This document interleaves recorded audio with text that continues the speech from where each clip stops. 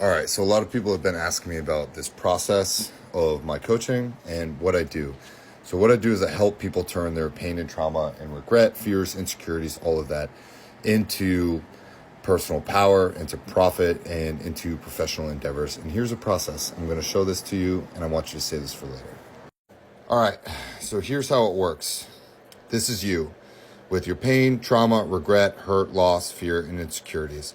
You're a human being. You're going to have each one of these probably multiple times throughout your life.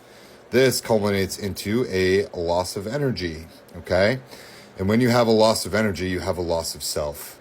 That is your identity of self. That is an ego death. And all of that eventually leads to growth. But first, you have to go outside of your comfort zone. And you really have to kind of figure out who you are again after all of these things. So these things lead to a loss of energy, which is a loss of self. And that's who you thought you were or who you thought you were going to become, which culminates in an ego death.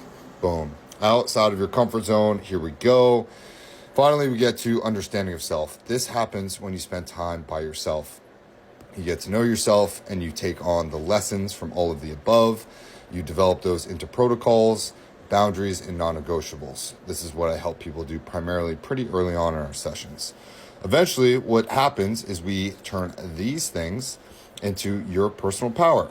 And with your personal power, you're able to alter your thoughts, your words, your actions, your habits, and your character, thus your destiny, okay?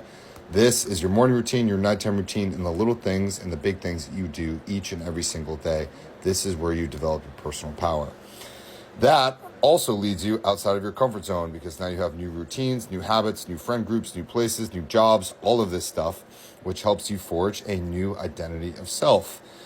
When you have a new identity of self, it's really easy to start having future recorded memories of the things that you wish to experience in your life. This culminates also into you developing goals, which I help my clients do. And then again, we go back to our boundaries, protocols, and non-negotiables. All of this culminates into you developing more space, more room on your plate, and for letting go of the old. That's old friendships, relationships, jobs, who you thought you were, because now you have a brand new identity of yourself. Eventually, you can turn all of those things into manifesting everything you've ever wanted. The job, the car, the money, the relationship. When you are in your full power after you forge a new identity of self, it's very, very easy to teach and show manifesting what it is, okay?